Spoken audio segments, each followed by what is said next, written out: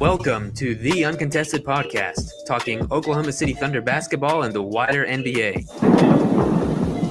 Sam Presti said, lower the hatch, load up the cannon, and get the tank out rolling. Catch new episodes after each Thunder game and every Sunday night. This is a house of learning doctors. Follow the Uncontested on Twitter, Facebook, Instagram, and YouTube to catch new content as it drops. I mean, a cat and a dog connected together? This is Lou Dort. You're listening to the Uncontested. What is up? Welcome to the Uncontested podcast, coming to you live from YouTube, Twitter, and Facebook on Wednesday, September 15th, as we inch closer and closer to the start of NBA training camp and basketball finally making its return. I'm your host for the evening, Jacob Niffen. I've got Justin with me tonight. Hello, everybody. And behind the board, making all the magic happen, doing all the fancy stuff, we've got JD Silva. What's up? Gentlemen. Oh, shit. Here we go again. Silva with the immaculate sound drops. I'm gotta very love it. excited for the soundboard that he's put together. Gotta love it. So, gentlemen, some actual NBA news to talk about tonight. I'm pretty excited about. But we are closing in, before we dive into all that, we are closing in on the start of training camp. And we are closing in with the start of training camp, the Thunder blue-white scrimmage and Thunder preseason basketball. It is almost here, and I cannot wait. Don't get me wrong. Huge football guy, especially college football. I love watching college football. There's just something about having the NBA back, being able to just ingest all of the basketball I can possibly handle. I can't wait. We're almost there.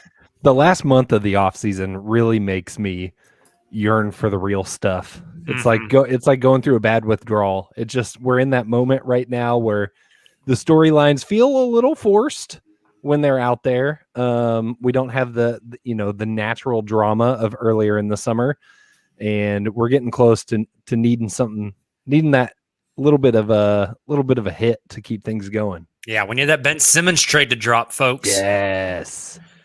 So I watched a lot of NFL on Sunday, and after I had watched probably 5-6 hours of it, I was like, God, it's just not. I need it. I need the NBA season to arrive.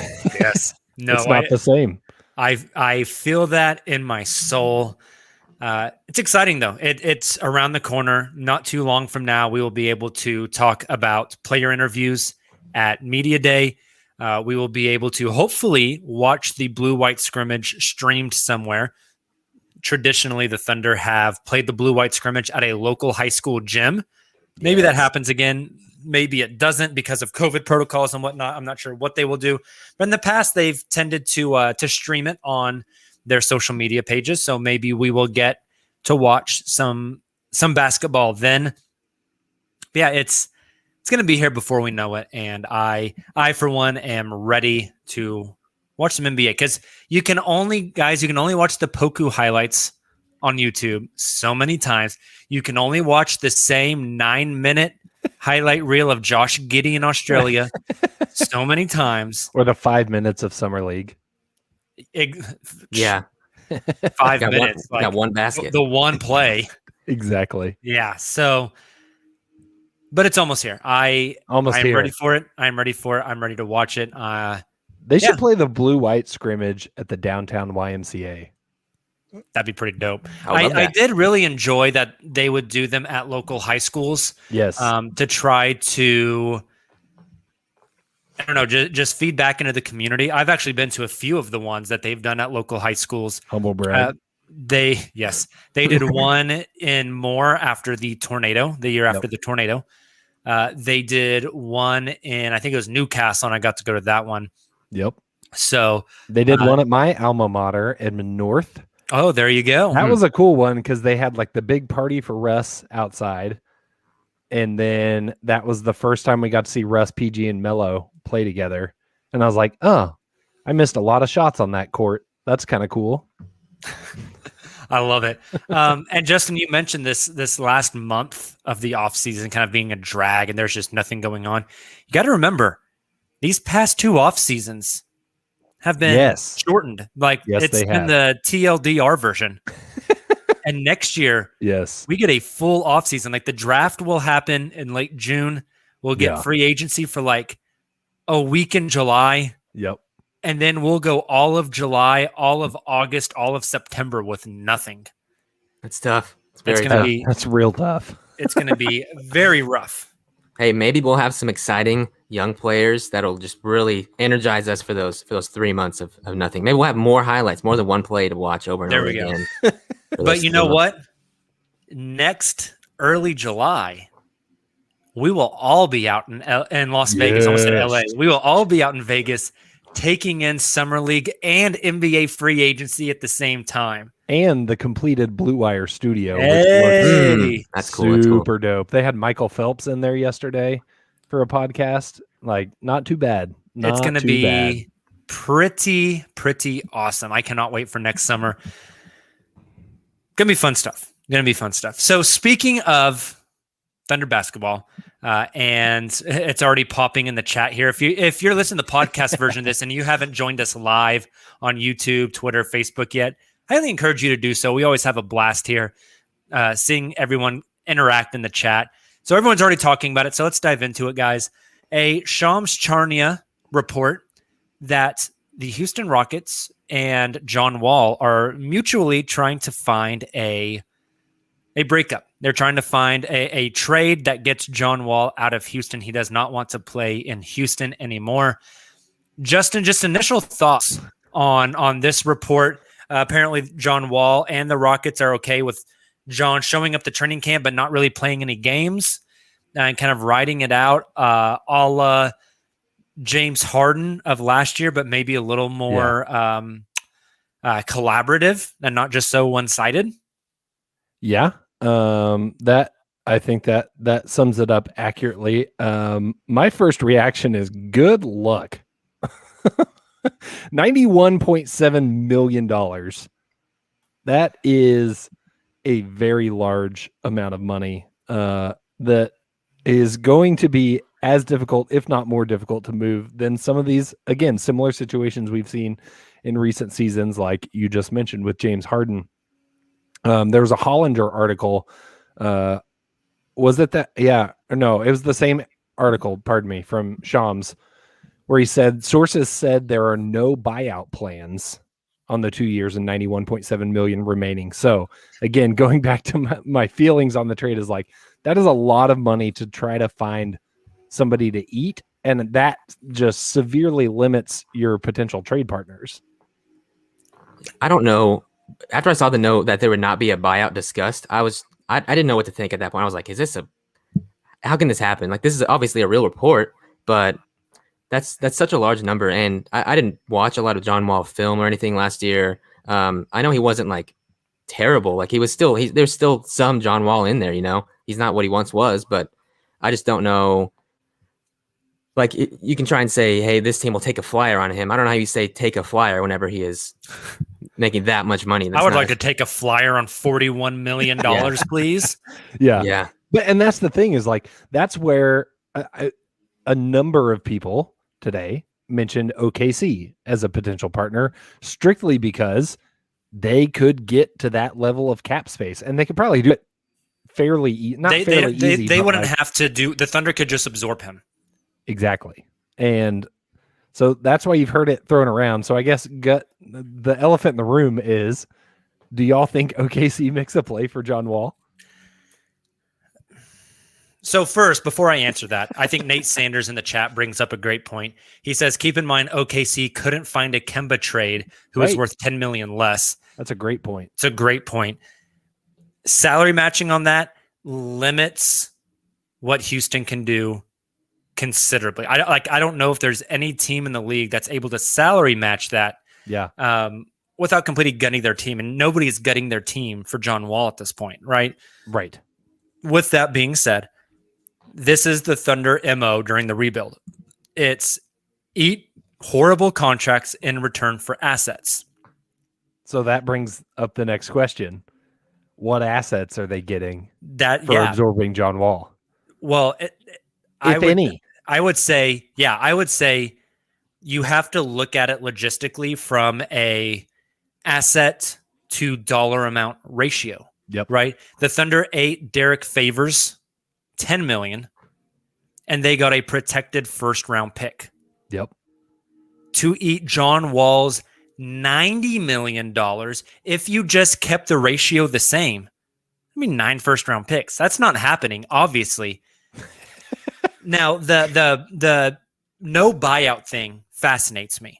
Is that Houston posturing saying there's not going to be a buyout if you want John Wall, you have to trade for him? Right. Because that would make sense for them to say that publicly. I still don't know how you trade him.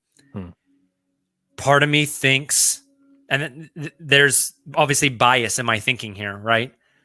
But the Houston ownership and Tillman Fertitta, arguably the biggest joke of an owner in the NBA, the cheapest owner in the NBA, I don't see Tillman buying out a $90 million player for nothing. Right? Like, yeah, I don't see him doing it. And so maybe that's where the no buyout is coming from. If you're John Wall, I don't see why you wouldn't take a buyout.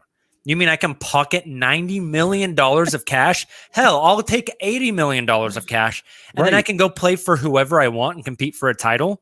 I can go to the Clippers, or I can go to, I don't know, Brooklyn, or whatever I want to do, right? Like, yeah. From John Wall's perspective, I mean, that's an incredible situation, but I think you're dead on of like Tillman Fertitta is not one to casually throw away 90 million, if I had to guess. Amongst other things. Can you imagine having the ability to throw away 90 million? No, it makes me sick. It's insane. It is absolutely insane. But yeah, I'm with you. As like, it just feels like there's no way. Like there's gonna have to be a compromise, or else we're gonna be stuck. Because I don't think anyone is gonna be willing to eat that much money. And like you mentioned, I don't think they have enough to sweeten the pot to get even somebody like OKC, who's probably the most willing team in the NBA to eat that much money. I don't think they have enough to convince them to do it. And let me be very clear. If there were to be a trade where John Wall ends up in OKC, I feel very, very confident it would be a buyout. Yeah. Like, I would be absolutely shocked to see John Wall in a Thunder jersey. For sure. The one that a lot of people bring up, and I know Sean has brought it up in the chat over here. I tweeted it out tongue in cheek as soon as the Shams article hit Twitter, was that, oh, well, if Houston wants to unprotect all those future picks to OKC, sure, we'll take him. Now, do I think Houston will do that? No. But if they have to sweeten the pot to get John Wall off their books to another team, they are very limited in their ability to trade future first-round picks. Because you have to remember, so the Stepien rule says you cannot trade first-round picks in consecutive years. So, for instance, what is it? In like 2 years, they owe the Thunder a pick. So they couldn't trade next year's pick, because then it would be next year, and then they owe the Thunder the pick the year after. Yep. Also, with the types of protections and stuff on picks, they can roll over. Although I think the protections on the Houston picks are, if they don't go to OKC, if the first round doesn't go to OKC, the Thunder just immediately get 2 seconds. But you're basically, with those 2 first rounders they owe OKC, you're carving out 2 separate 3-year windows where you cannot trade your own pick. Yep. And so how do they incentivize? I mean, I guess they could attach those Brooklyn picks, but then how awful does that look, that you're giving away what was supposed to be the spoils of a James Harden trade just to get off John Wall? I don't see a conclusion to this, I think, is the point we're getting at here. Yep. And if he's there, he's taking away playing time from guys you want to play. Yeah, like Why would you That's why he's not ever? getting. Why would you ever, in Houston's perspective, why would you ever want to play John Wall ahead of Jalen Green or Kevin Porter Jr.? Right. And I think they did say that he won't be playing Yeah, while they try and But- work this out. So like he's just going to be chilling in Houston that's great and all. probably but for a I mean, while. at what point? You can say that whenever we're 2 weeks away from training camp. Yeah. But at what point in January, February, when it's been 3-4 months and John Wall is just sitting there, either A, cashing checks and getting fat, that you're like, dude, we got to make something happen here. Or Also B, known as John living Wall the is like, dream. yes. Yes. B, John Wall says, this is what I do for a living. I want to get out there and play basketball. And Houston says, well, no, we can't risk you getting injured. We don't want you to play for us. We want to develop these young guys. And that rift starts to happen. Right now, it's a mutual working together to try to make something happen. What happens when it stops being so mutual? I don't see a conclusion to this. And I understand the perspective. Like, I don't think Houston is going to unprotect those picks to OKC. That would be foolish for them unless they are so crazy high on their young core that they think unprotecting those picks won't mean anything. Mhm. Right.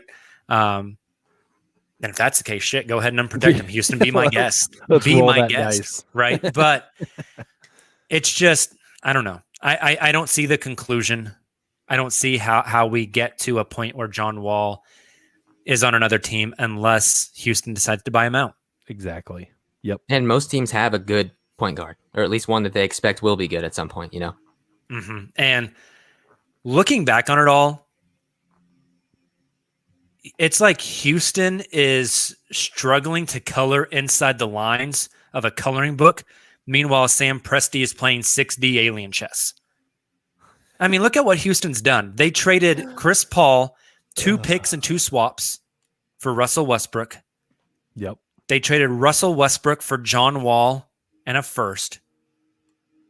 Now we all think the end result is them just buying out John Wall. And So I think, their net gain from all of that was 1 season of Russ, 50 games of a John Wall who didn't give a shit, yep. a first round pick, and you're out $90 million. That's think- insane. As a fan, Yeah. that is what makes me so frustrated about the summer that they had, because they had a great summer. They had a Mhm. great draft, and they're not doing anything right, and they don't deserve it. But they got the ping pong balls to fall their way, and they made some good, what seemed to be after summer league, good draft selections. And that's what sucks. It's like they still have a chance to like be in an okay place, despite probably making wrong decisions at almost every opportunity they've been given. 100%. One of the assets they got from the Harden trade, Victor Oladipo, is already gone too, and they Yeah. didn't get Jared Allen. So I don't know, or Crazy Karis town. LeVert. I do not, for the life of me, understand why they chose Victor Oladipo over Karis LeVert in that trade, kept Oladipo for 20 games, and then Yeah. flipped him for neckbeard Kelly Olynyk, who stayed for 20 games, and then just watched him walk away. Yep. Just what a complete shit show. You know, it's just awful. Sean in the chat brings up an interesting point.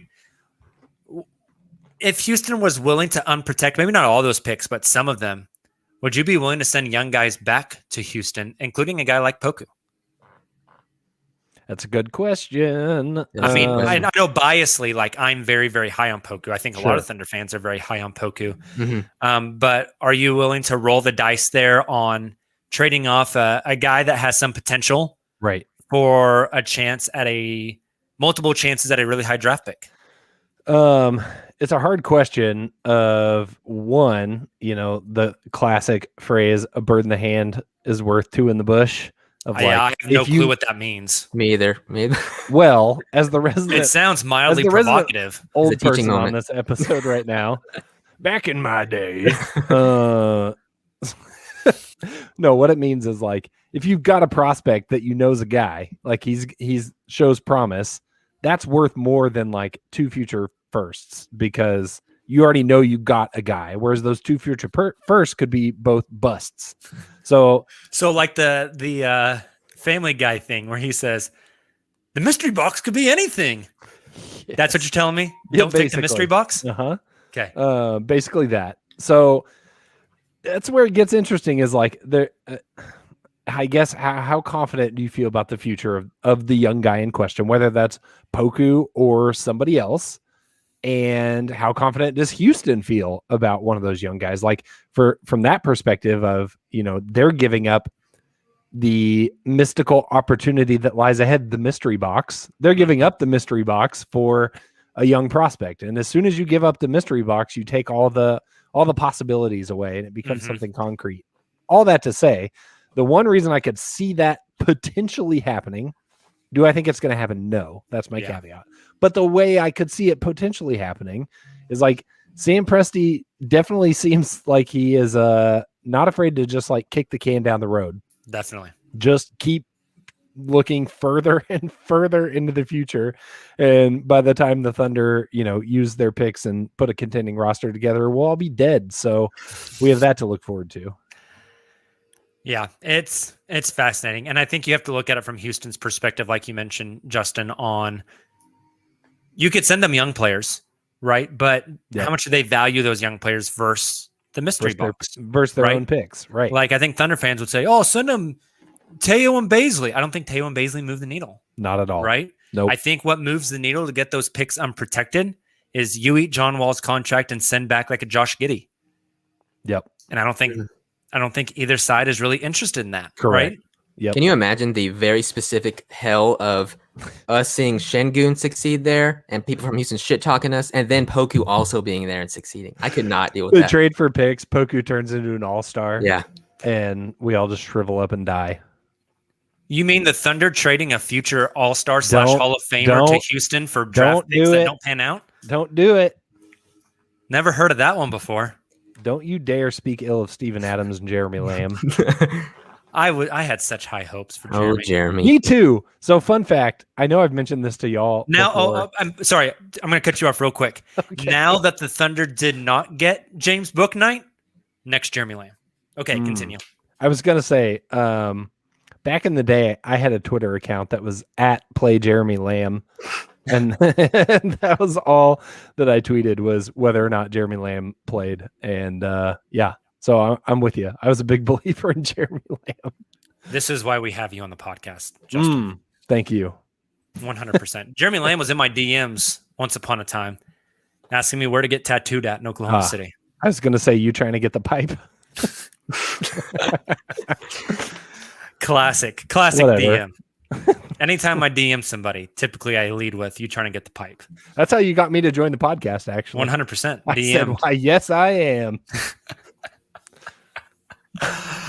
Oh, Lord have mercy on my soul. All right. So Sean in the comments, Kevin Martin was part of that trade. He was Kevin Martin was part of that trade. Had a great season too. Hot take. Not even a hot take. Just a take. I think a widely acceptable take. If Russ doesn't tear his meniscus, they probably win a title that year. Yes. Yeah. Yes. Yep. Kevin Martin's like advanced statistics were insane. Kevin Martin on that team in that season was better than James Harden was the year before. Yes, in a vacuum, 100%. Yes. Now, do you want Kevin Martin long-term over James? No. Obviously not. But in that vacuum, with that team, from in 2012 that moment, to 2013, that was an upgrade. Yes, very much so. Sigh. Well, we say that after watching James Harden crap down his pants in Miami, but amongst other things in his pants. Yes. Anyway. The two things that stuck out to me about that I always just think about with James Harden, that to me were this guy's legit moment. Do you remember round 1, game 4 against the Dallas Mavericks? Yes. Whenever he just ran pick and roll, fourth quarter, every possession down, and just nobody could stop him. Yes. That's when I was like, okay. And then the shot against the Spurs. Yeah. Yep. What a series that was. Back to the basket, looking at the opposite shot clock, turning around right as Manu tries to steal it, and then just burying the 3 with like 12 seconds left right in Tony Parker's face. So good. At that point, I was like, yeah, this guy's it. Yep. You know, I think we sometimes cloud our judgment with that finals appearance that he had. Yep. Man, like he was like a 23-year-old kid in the NBA finals. Yes, he was. You know, I also remember that I didn't mean to make this a trip down memory lane, but remember the Russ 40 piece Yes. in the finals? Oh yeah, I watched highlights of that pretty recently. There it is, right there, Silva There it is.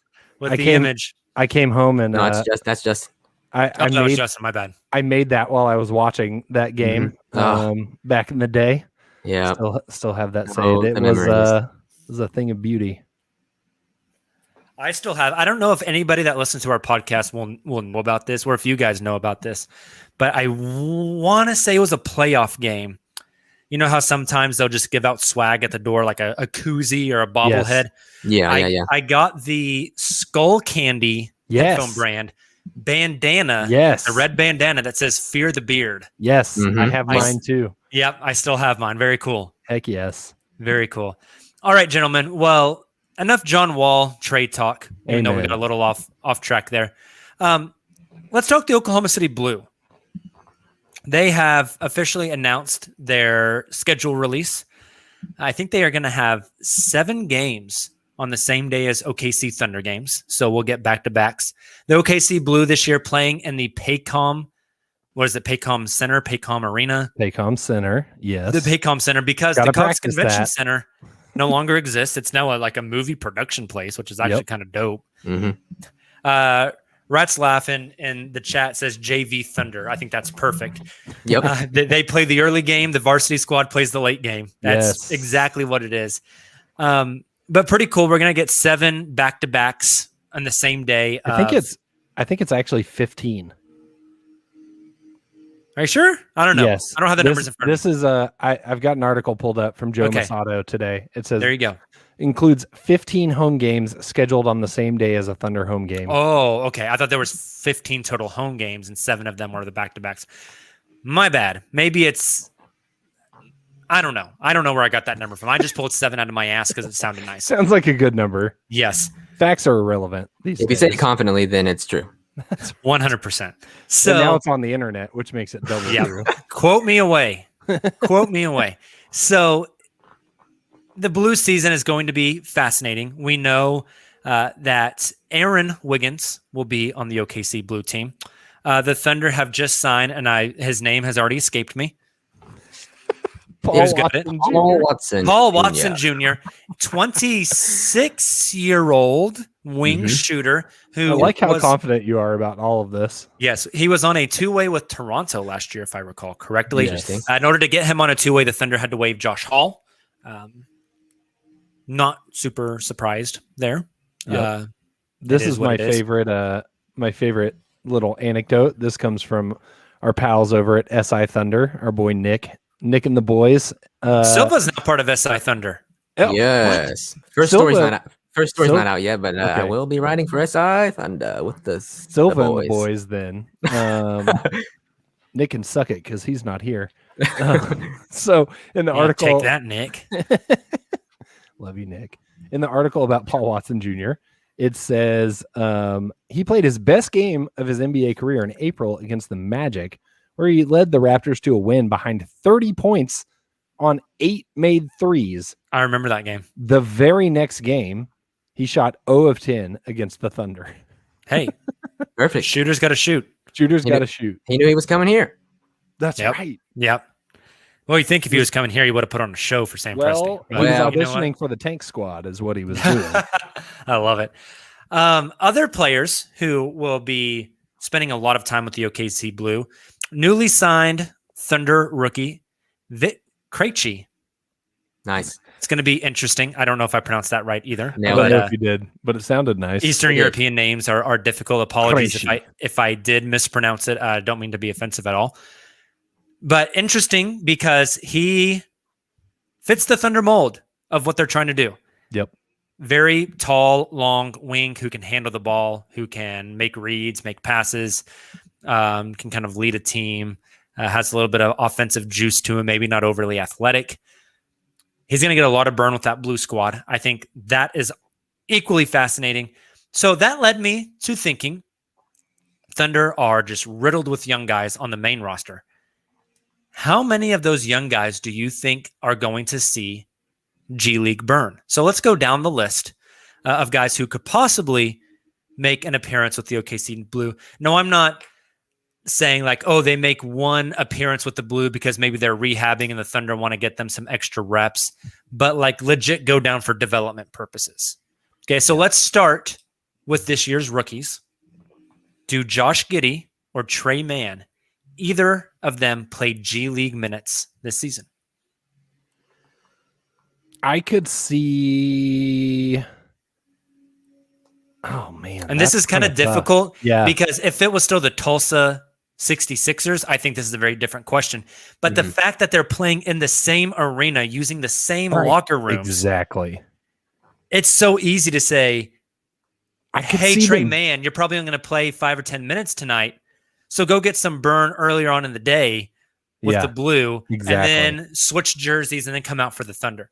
So that makes it a little challenging. That's exactly what was just going through my head during that long, awkward pause.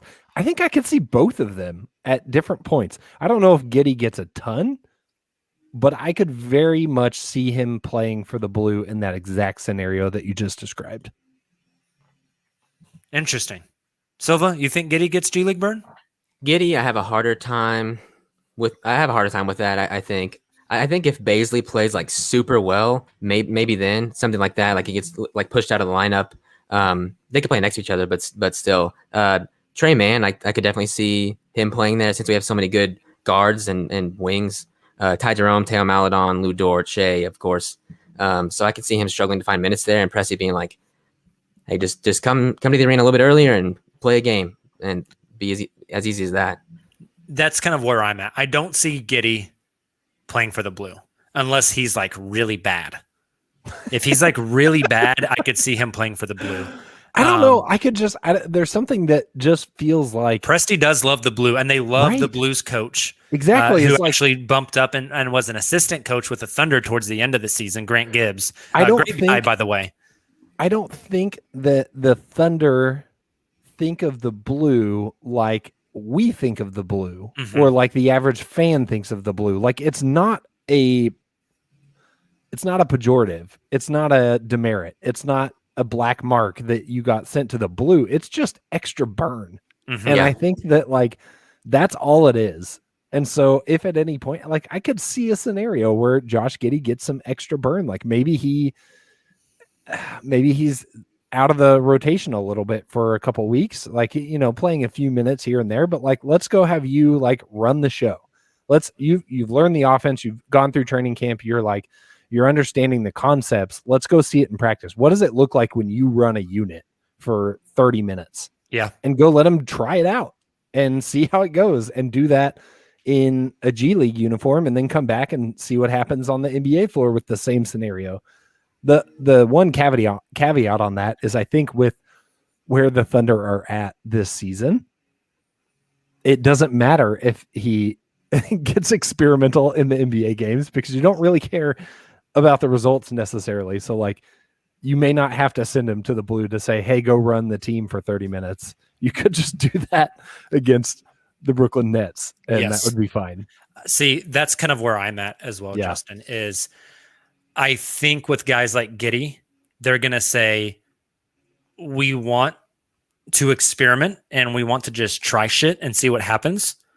But for Giddey, we want him to try it against the best competition. Because I don't know this. This would be a great question for somebody like a Mike Schmitz or a Sam Vecini. What's the competition level difference of the G League and the ABL? Or Giddey played in last year? That's a good question. Like, is the ABL better? I think it might be. And if it's not, it's very close. And so I think that aspect is interesting. You don't want him making a lateral move. You want him making a vertical move, right? Sure. To stronger competition. Now, Trey Mann, I could definitely see getting G League burn. Personally, for biased purposes, I hope he does get G League burn, as I will probably be at some NBA G League games this season. I would like to see him play up close and personal. So hopefully that will happen. Get to ask him a question about when his next single drops. Heck yes. I will. In interviews, I will solely refer to him as Trey 1K. So I think consensus here, there's a chance Giddey plays G League minutes, but it's not very big at all. but Yep. we do think Trey Mann will see burn down there. Is that fair? Yeah. It's a nice Um, confidence boost. Yes. Other rookies from this class, we know Aaron Wiggins will be playing in the G League on a 2-way deal. Jeremiah Robinson Earl. Yep. I think so. You're think just so. both very firmly in the yes column there. Yeah, I think so. he'll get playing time with the Thunder too, but I think he'll probably start the season there. Interesting. I think he starts the season with the Thunder, but I could see a lot of bouncing back and forth. Yeah, same. He's interesting. We've talked a lot about him whenever Summer League was going on. We haven't talked about him much since. I said it back then. I'll say it again now. I see a lot of Nick Collison style of play in him. Yep. Is that fair, Justin? Justin, you've seen him up close and personal. What would you agree with that statement? From my very in-depth one game that I got to watch, yes, absolutely. No, I agree though. It's like doing the fundamentals. He's not flashy. He's not gonna light you up, but he's gonna make smart plays, and he seems like really fundamentally sound, which is no surprise coming from Villanova. And so that, yeah, I think he's ready to plug in to an NBA rotation and go from day one. But I do think similarly that an opportunity on the G League roster to, maybe see what else he's got. We know you can do the fundamentals. We know that you can, make smart plays, but what else can you do? Yeah. Can you surprise us and drop a 40 piece? Get out some of the like sauce out there in the G League. Right. Mm-hmm. I like that. I've heard some people talk about him maybe playing some 3 for the Thunder, and that blows my mind. Yeah. I think he will get more minutes at the 5 than the 3. Yeah. For the Thunder. Matt Clarkson in the chat asks, isn't there a gap between the start of the G League season and the Thunder season? Yes, I think the Blues' first game is November 5th or 6th. November 5th. Yep. There you go, November 5th, whereas the Thunder start October 20th. So there's a good 2-week gap there. So JRE will definitely start on the OKC Thunder. Once the Blue get fired up, we'll see if he gets any assignments. So interesting. We think 3 of the 4 rookies are for sure going to get G League burn. Yeah. Right. And Justin, you had mentioned this a little bit earlier, and I wanted to touch on it a little bit more. The Thunder and the Blue are very, very closely aligned. And like you mentioned, I think their thought process of using their G League affiliate is different than what fans think. I think it's different than maybe the way a lot of other NBA franchises agreed use it as well. And for them, it really is a developmental league. I mean, we saw Lou Dort get his start there last year or 2 years ago, I guess. Yep. I got to go and cover Lou's first few games, and it was very apparent from tip-off that Lou was just better than everybody else. He was bigger. It's hard for anyone to be bigger than Lou, but he was bigger. He was just a better basketball player, but sometimes it's hard to read into some of those G League games. I mean, Deontay Burton had some G League games where he went off. Justin Patton went for what was it, 56? Yes. Joe Masato and I were in the arena for that one, both just looking at each other, just constantly scooping our jaws off the table saying, what is going on here? That's exactly the game I had in mind when I suggested that maybe JRE goes for 40 and the G League was that exact performance. But the Thunder have been very good at mining guys out of the G League who have ended up being very good basketball players. I mean, Isaiah Roby was rocking the G League for the Dallas Mavericks whenever Sam Presti traded Patton for him, right? Mm-hmm. Patton had gone for 56 in the G League. I was going to say. Isaiah Roby hadn't done a whole lot. They made that swap. Yep. And then Isaiah Roby, I think, played solid NBA minutes last season. Yep. Like not solid as in like the amount of minutes, but solid as in the quality of the minutes played. More solid than Justin Patton. 100%. I don't even think Justin Patton is on a roster right now. No, I don't think so. Saw him in the G League, but or in the Summer League, sorry. So rookies from last season, Poku and Teo. No. You think neither one of them get G League burn? Nope. No. Interesting. I think there is a chance we see Teo get some burn. You're a madman. What? Now, I know that's weird to say because Teo didn't even go to the G League bubble last season when Poku did. Yeah.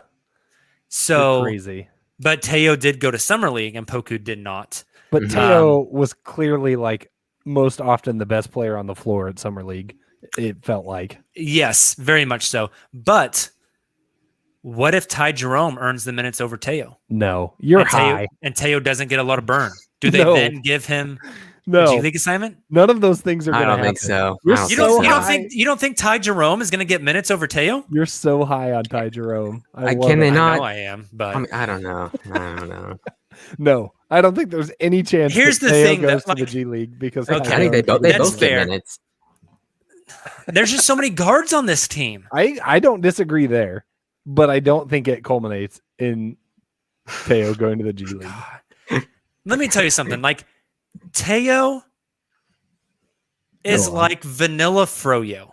Hey, I okay. love vanilla froyo. Very tasty, but it's just there. God, Ty Jerome is like could have gone with gelato. birthday cake ice cream Gross. from Disgusting. We can say Brahms. no, what's that place that has like the crackhead terminology for their sizes? Like it, love it, gotta have it. I don't know. I'm thinking the only ice cream place I can think of right now is Capitals, but it's not. That is Capitals. not it. It's a Not chain Capitals. place. What is it called? Not Cold. Is it Cold Stone? Cold Are Stone you- Creamery? Were you hallucinating when you went Oh in my there? Gosh. No, their sizes are literally like it, love it, gotta have it. I know what you're talking about. I can't it's remember very- what chain it is, but I'm still stuck on the fact that you chose birthday cake ice cream as your like top. Well, I'm ice trying cream to choose something flavor. exciting. So Mm. if Teo is Mm. vanilla froyo, then This is not Ty helping your is case. like, okay, peanut butter cup ice cream with like some Kit Kats effed in there and some Whoa. Oreos sprinkled on the top, and then he slaps some gummy worms on that bitch. Like, there you go. Sean's confirming it is It's Cold Cold Stone. Stone. Okay, it's Cold Stone. It's just, it pops. Like Teo plays, he's fine. And it's quality basketball, but it's just so boring. It's so boring. Have you seen his biceps, Jacob? Ooh. Yeah, the dude is jacked. muscle watch. He's jacked. I gotta say, Jacob. But Teo, I mean, between the two Ty- ice cream options you just named, I'm picking the vanilla froyo. All right, you know what? Leave me alone. That other one sounds gross. Ty- Diabetes. Ty is just a hooper, man. I don't Like disagree. this is I basketball player versus understand- hooper conversation. I Ty under- is 100% a hooper. I understand why you like Ty. I do. I still don't think that means Teo gets G League minutes. Okay. Sorry, I had to go. My the chat is blowing up. People getting very mad about me about my Ty Jerome love. I'm not sure if they're more mad about the ice cream discourse The- or the Ty Jerome take. You go into Sean an ice cream place and says- say, "Just fuck my shit up." Sean is saying, who is more inebriated, Jacob's take on Teo or James Harden in the finals? Well, yeah. Now I really want a mint chocolate chip shake. That's Mm. all I got to say. Oh man, miss me with the mint chocolate chip. Oh my God. Let's move on. Let's move No, on. We gotta any get mint chocolate. I'm out on. Unbelievable. What can Holy I? What shit. next podcast? Ice cream flavors for Thunder players, and that's not a joke. We're doing that next Wednesday. Oh, geez. We're scratching the barrel for content, unless a Ben Simmons trade drops or a John Wall trade drops. We are doing Thunder players as ice cream flavors. Jacob picks Next ice cream season. flavors like my 5-year-old son. This is troubling shit. We also have to pick. We're doing Brahms flavors because we're Oh, Oklahoma. We absolutely. have to do Yes. Brahms.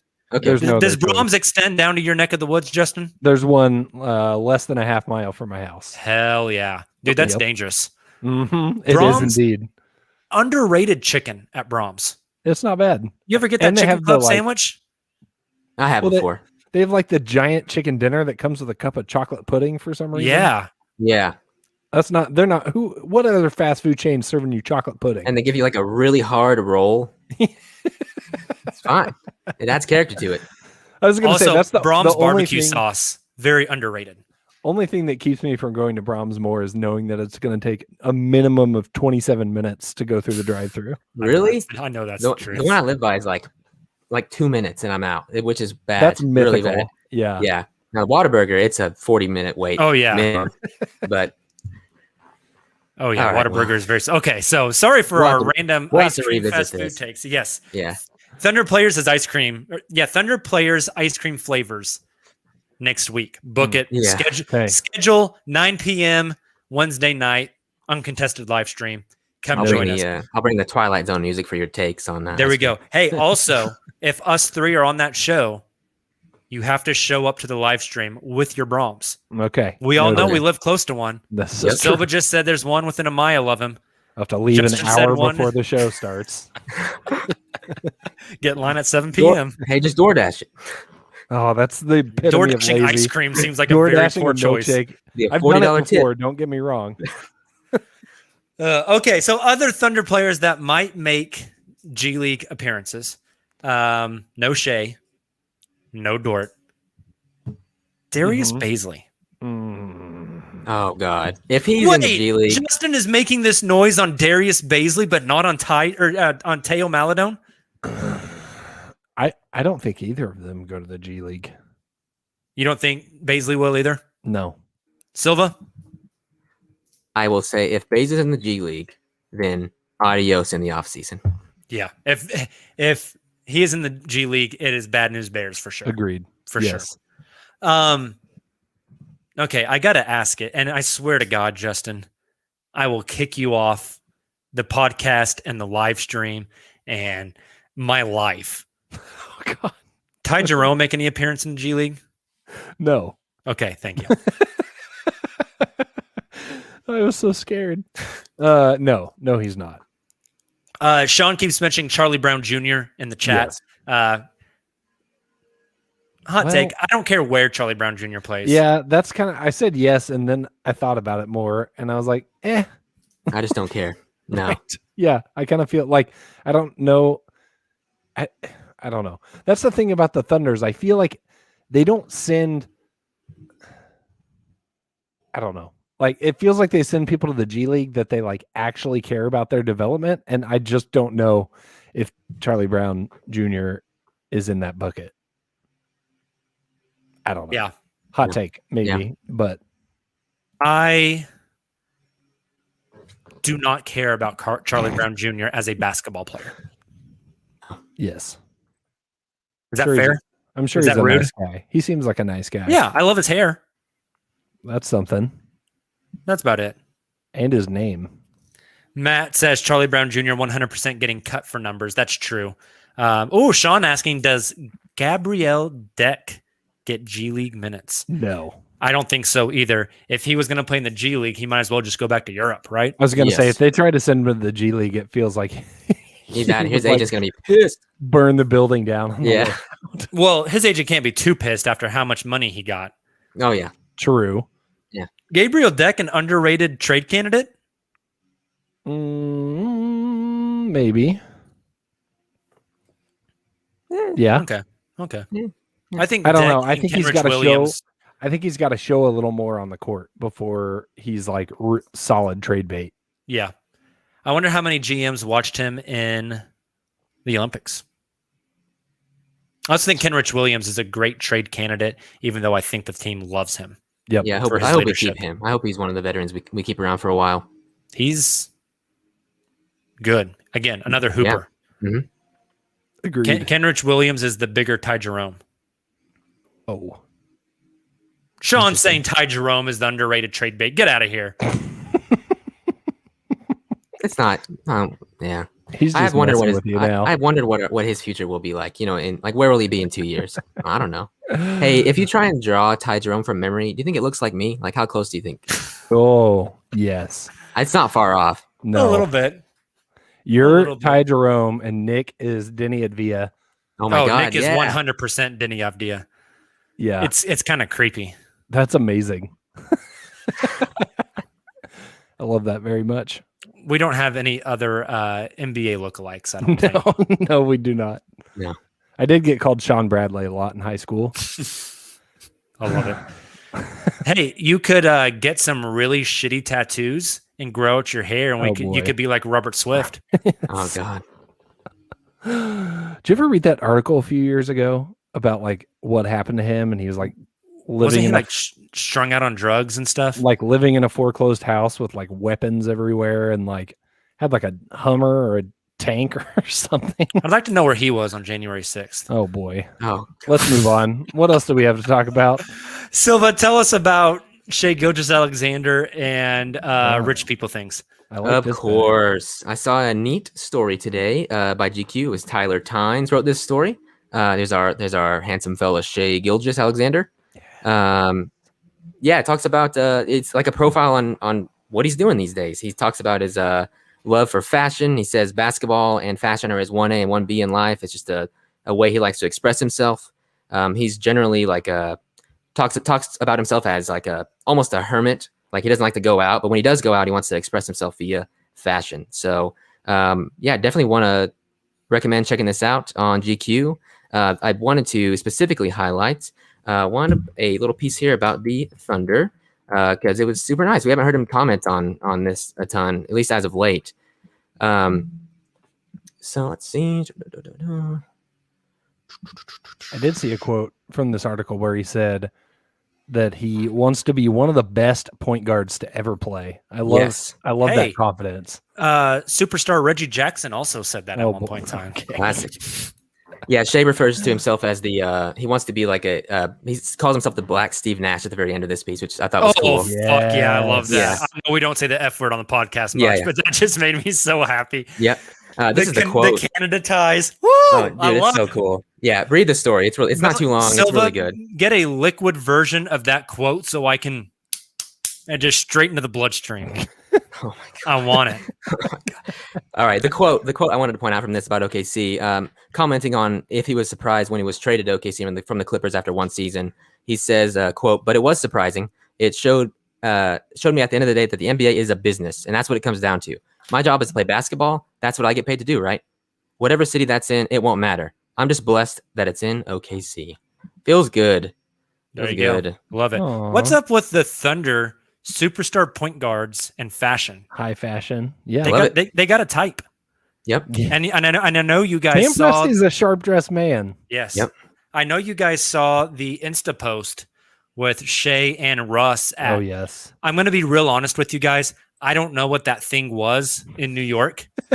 I'm very You uncultured swine. Yes, I'm very unfamiliar. All I know is that it costs like $35K to get in, Mhm. Yeah. and then a senator wore a tax the rich dress, which seems very Yes. ironic. Chick-fil-A font. But Incredible. also in this story, something that was just troubling. He mentions he's listening to music with Tyler in the car, and he says they're listening to a song off the new Baby Keem album. I don't know if you guys know Baby Keem, maybe our listeners do. And he says he found the only Kendrick song that he has ever liked on this album, Oh, Which is- okay. which is tough. Shay. So yeah, very tough. Didn't I he know also Shay's on- a big. I know Shay's a big Drake guy, I was which gonna say, makes didn't- sense. Didn't he also on Twitter claim that Drake had surpassed Jay-Z? So come on, Shay. He did. Did Shay do? I know Trey have did that. break. Did Shay double down on it? Shay did too long. Yeah, he said long ago he did. Yeah. Oh, okay. Now, see, the Drake love makes sense. The Canada connection, like I get it. Yeah. The hating on Kendrick. Come on. Kendrick's Tough. incredible. Very tough. Kendrick's the GOAT. I forget. Somebody asked him. Maybe it was Adam Francisco last season. Asked Shay his top 3 rappers. I forget who he listed, but I know Drake was in the top 3. Feels Mhm. right. It does. Got to be Travis Scott because The lookalike. when he looks in the mirror, Yeah. Yeah. 100%. Cool stuff by Shay. Yeah, he's been killing the fashion game. You guys gonna cop a pair of Shay Converse whenever his signature drops? if he gets a signature, I'm really interested to see like what direction they take with it. Could be cool. It's very seems to, interesting like- that. Oh, sorry. Go ahead. I was going to say Converse seems to like be okay with taking some risks that some of the other brands don't. They're still Nike.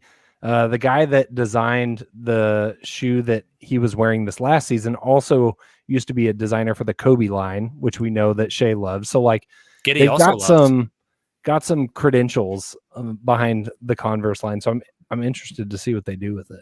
It's interesting that the Thunder have 2 players signed to shoe deals on very non-traditional shoe brands. Shea Yeah. with Converse, Baisley with New Balance. But then Giddy just signed his Nike deal. Yep. You mentioned Kobe's. Giddy, huge Kobe's guy. So that's pretty cool. Yep. Yeah, not a big sneakerhead, so we can't dive too deep into that. But Yeah. if Shea drops a signature pair of Converse, I'll get a pair for sure. Yeah. Awesome. Well, gentlemen, I did not think we'd be able to fill 55 minutes talking about John Wall and NBA G League, but God bless our souls, we did it. We There was did a lot of Ty Jerome talk in there, but Uh-huh. it's always Yeah. good to have Ty Jerome talk. When you can talk about the GOAT, you have to, right? Anytime the Wrap this opportunity up. comes up. We also got to talk about Black Steve Nash, which is Yes. Silva. Will you pull that quote so Justin can like slap an image on it? We can tweet that out. Sure. And so I can take it to my tattoo artist and get it Oh yeah. blasted on my chest. Okay, perfect. Yeah. Amazing. I got you. You gentlemen have any other thoughts? You need better taste in ice cream. All right, leave me alone. Yeah. We'll fire off ice cream takes next week. Okay. I'm excited for that. Uh-huh. Okay, well, thank you guys so much for joining the show. We super appreciate it. If you joined the live stream, man, thank you so much. We enjoy watching you guys interact in the comments. All the regulars were here tonight, so thank you so much. If you are listening to the podcast version, we appreciate you as well. If you enjoyed what you heard, go drop a 5-star rating and subscribe to the show. Mean a lot to us. Helps more people see it whenever you drop a 5-star rating. Helps us have a better day because we feel good about ourselves. So make sure to do that. And we will see you guys again Sunday night, 9 p.m. Central Time on the live stream. So make sure to make plans to join us. And then the podcast will drop immediately after. Sunday, we will be going over the last division in the East, which I can't think of what it's called right now. And I think that's appropriate, even though the NBA champion Milwaukee Bucks are from that division. So we'll be doing some season previews on Sunday. And then next Wednesday, come back for the Thunder players as ice cream flavors takes. That one should be a blast. We already did Thunder players as NBA, or sorry, not NBA, Nickelodeon shows. So doing ice cream flavors will be equally as fun. Until then, you guys take it easy. Have a great rest of your week. Enjoy your weekend. And we will talk to you soon. Until then, and as always, Thunder up.